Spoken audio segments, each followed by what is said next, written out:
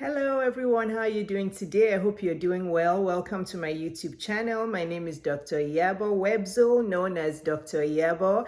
I'm the Money to Honey coach. My platform is for everything about how you can make your money and be financially independent and financially free, and how to attract your honey or to spice up your marriage. So if you're single, I give you tips on how to attract a high quality man. If you're married, I give you tips on how to enhance and make your marriage even better. So welcome to my channel. I'm a business and lifestyle coach. I'm also a board certified pediatrician and author and lifestyle blogger, and obviously I love to speak. That's why I'm on YouTube. Welcome to my channel. Today we are discussing a very important topic.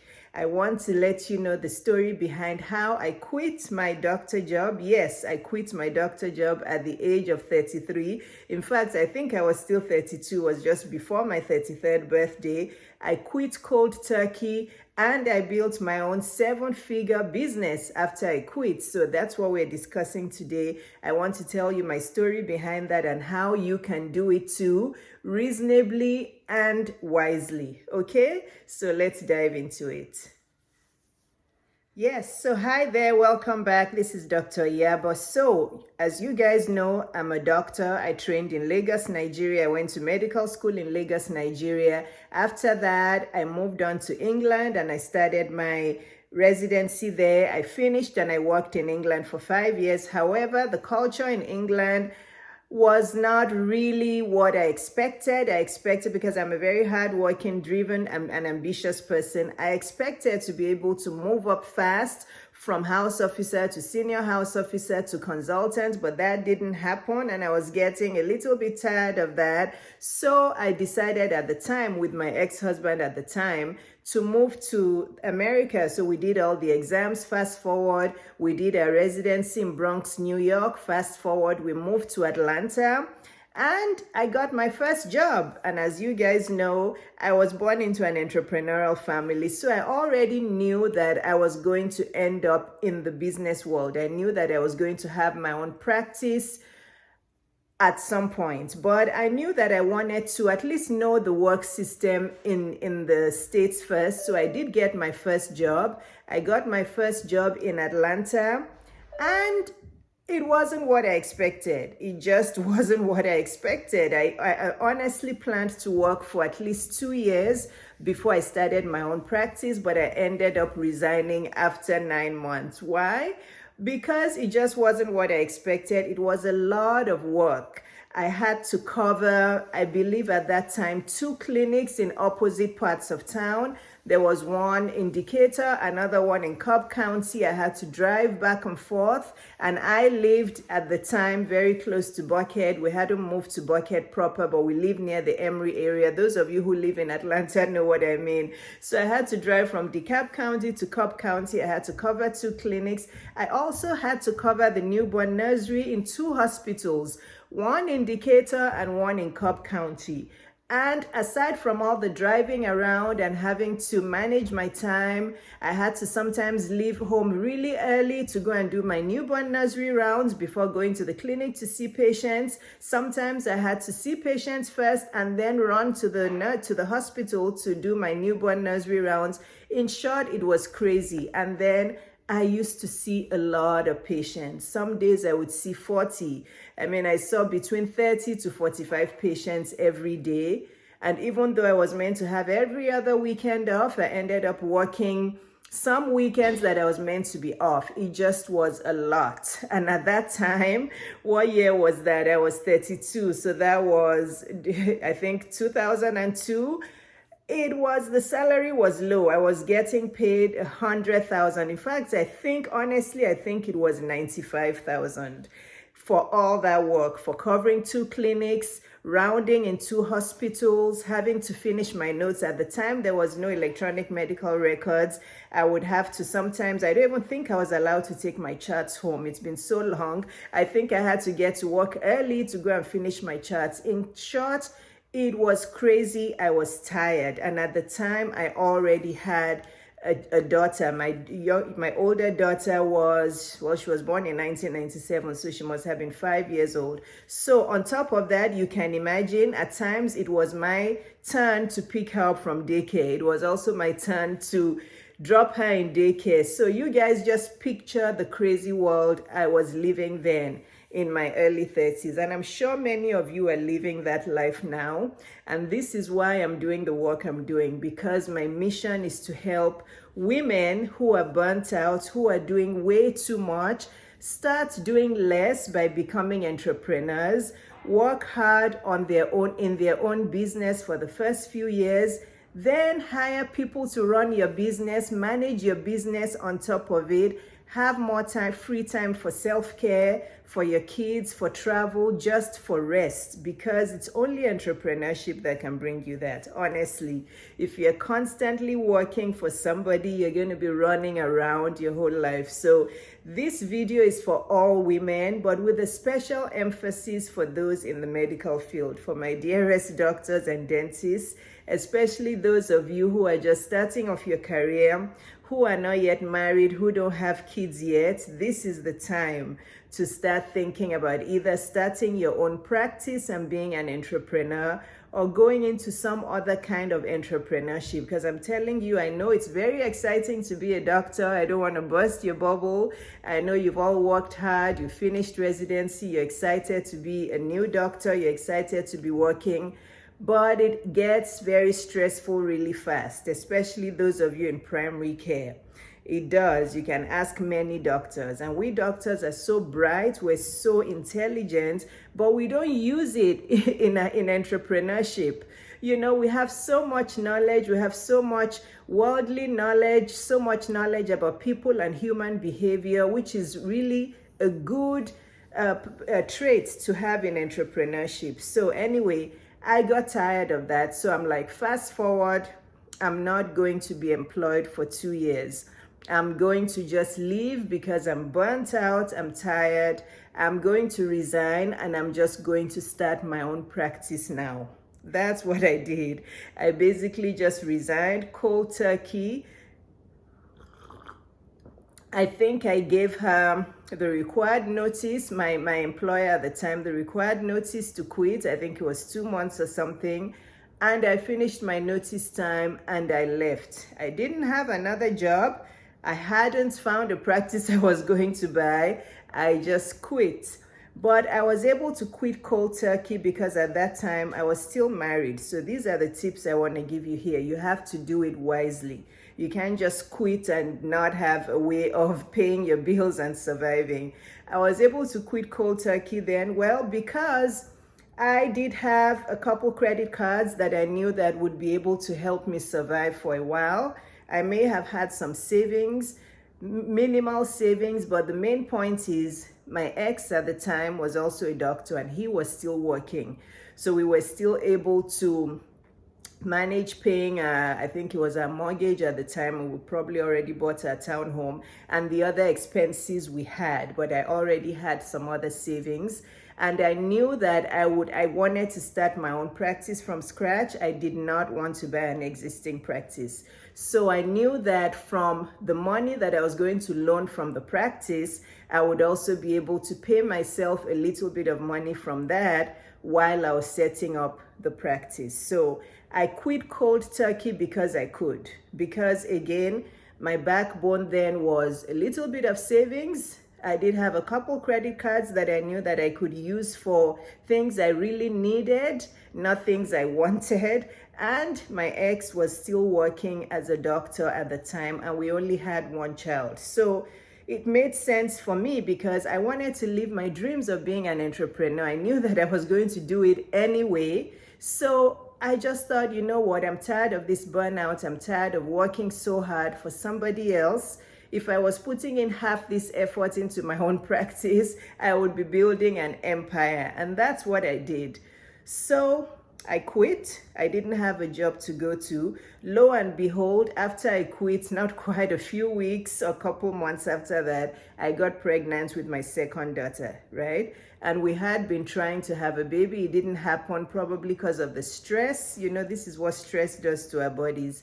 Probably because of the stress, probably because of everything that was going on. So I did get pregnant, which I was happy about, because I'm like, oh, if there's a perfect time to get pregnant, this is the perfect time. Then I started to figure out the part of town I wanted to start the practice in. I narrowed down on the part of town. I started to drive around and make calls and see which office space I could find. The ones that were already doctor offices tended to be more expensive. So I found one that was an insurance space. It used to be used for, I think, Allstate or some insurance before. So I decided on that one, but it needed a lot of work, a lot of build out to build it into a medical facility. So we got a contractor to help us do the build out. The build out took about, it may have been 6 months. It was a lot of work. I think the build out alone cost about $60,000 to $70,000. And I don't want to repeat my process of getting a loan. I've said it on many videos. I did have to apply for a huge loan.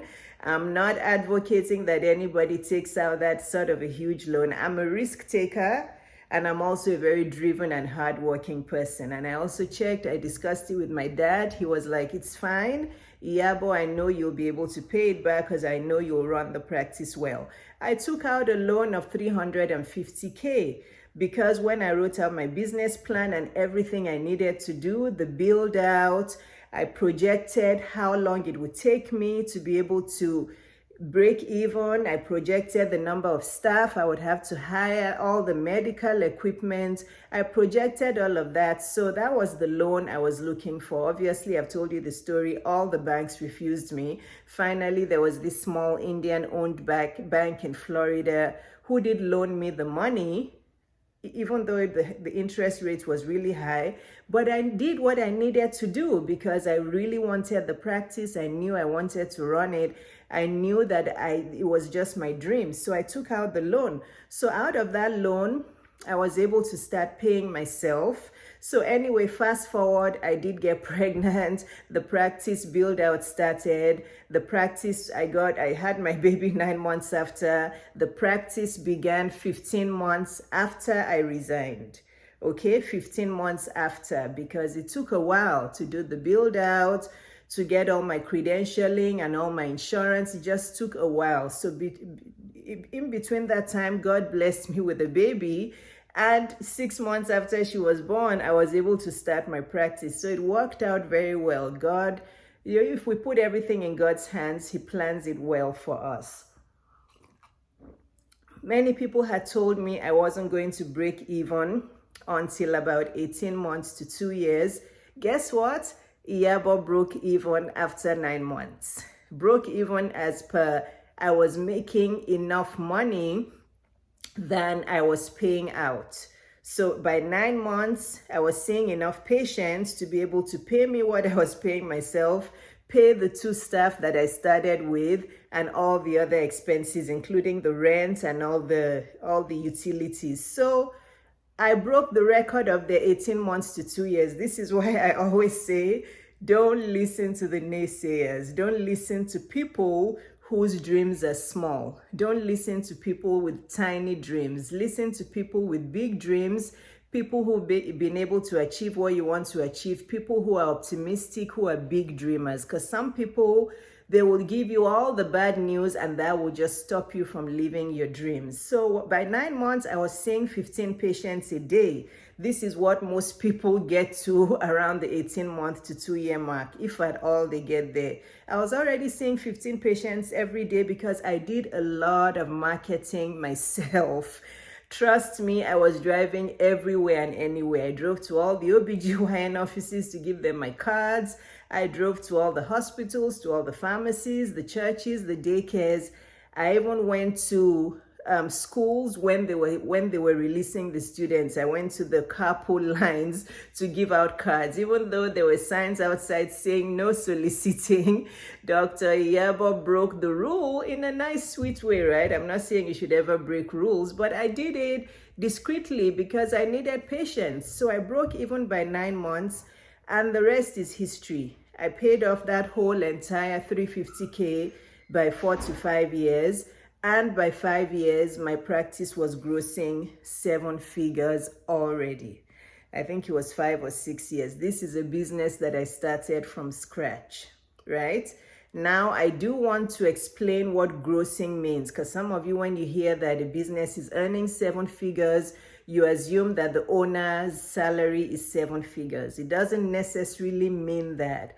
If a business is grossing $1 million, the owner could be getting paid anywhere from 500K to 800K, right? It depends on how efficiently the practice is managed. It depends on what the profit margin is. So gross is different from net. So if you hear somebody saying my practice is grossing $1 million, it doesn't necessarily mean they are paying themselves the $1 million, right? They still have to pay taxes, they have to pay their staff and rent and overhead.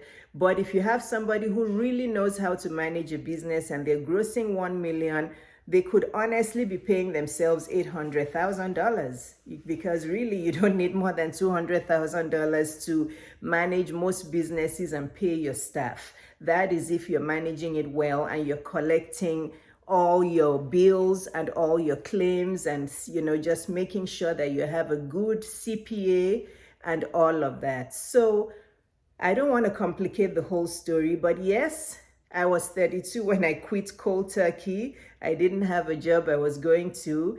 I did not have a job for 15 months, but between that 15 months, I was totally focused on setting up that practice. The contractor work, I drove to that practice every day to see what the contractors were doing. Luckily for me, the site was close to our home. I drove there every day to see the progress. I was doing everything else. I was getting coached, like I've told you guys, for medical coding.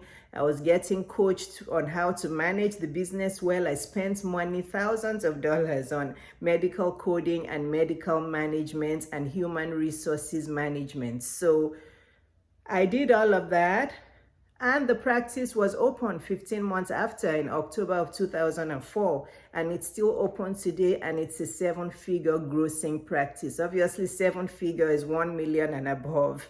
I'm not going to tell you exactly what my numbers are, but my practice grosses 7 figures. So there you go. So life is all about making decisions, taking action. You guys have seen the posts on my Instagram. If you don't make a decision, you can never be financially free. If you do not make a decision, you can never be wealthy. If you don't step out and act and take some risks and stop what the naysayers and the negative talkers are saying, you'll never be able to be an entrepreneur and make it, right? So again, my advice to you is that if you really want to be financially free, if you really want to build wealth, real wealth, being an employee is not going to get you there. It's just the truth of the matter, right? It's the truth of the matter. Unless you're a doctor and you're some big cardiologist, or you're a doctor and I don't know, maybe you will get a job that will be paying you $500,000 at some point, but it's very rare to have that kind of job. Most doctors earn between 150K and maybe 250K at the most. So if you want a job that will give you financial freedom, that you'll be able to build your own enterprise into 7, even 8 figures, it is imperative that you start your own business. And if you're a doctor or a dentist, you can start with a medical business. I can teach you, I can coach you on how to start a medical business. If you're out there and you're a doctor or a dentist and you want to start your business, I'm the best person to teach you, because I had started a business from scratch and I grew it to 7 figures. So just let me know, contact me. go to my website, click the link in the description on this video and let me know, and I'll coach you to start your business. Or if you want to start an online business or any other kind of business with your gifts, I'm also the perfect person to teach you, because I've also done that. I have 6 income streams, which I'm not going to go into because that's not what this video is about. But if this is you and you're saying, okay, I do want to quit my job and I do want to start my business, but I'm not married, I don't have the buffer of my husband to do this for me, how can I do it? Then I'm going to talk to you now about how you can do that wisely, carefully, and still sensibly, where you will not make a mistake. Okay, so here we go with that. Hi there, so I'm back. So if you're somebody who's watching this and you're like, I like this, what Dr. Iyabo is talking about, I'd love to quit my job and start my own business. First thing you have to do is write down what your current expenses are. Everything, right? From your mortgage or rent to your groceries that you spend in a month. What do you spend on cable? What do you spend on light bills, water bills? Your kids, are they in daycare? Are they in private school? Write down all of your expenses, right? And then write down how much it is you're earning now that is helping you maintain that lifestyle, right? Then go through that list and see where you can cut back on expenses, everything. So for the last several months, do an analysis of what you've been buying. If you've spent a lot of money on material things like bags and dresses and shoes and wigs and all that, you know that, well, that's the first obvious thing you can cut back on while you want to plan your future with setting up your own business, right? If you have cable and most of the time you're watching Netflix, maybe you need to cancel cable and just let it be for now. So look at the things that are your wants, things that you can cut back. If you're shopping in an expensive grocery store right now, like Whole Foods, maybe you need to go to the farmer's market or Trader Joe's or something. Or if you're in another country, just think of other ways that you can cut back on your expenses. Then once you know what it is that you really need money for right now, then think about how you can then ask your employer how you can go to part-time. That is if your situation was like mine, where you're married and your husband has a job, discuss it with your husband and see how you guys can make it work to where you can quit and you can start planning your business and he can support you or buffer you.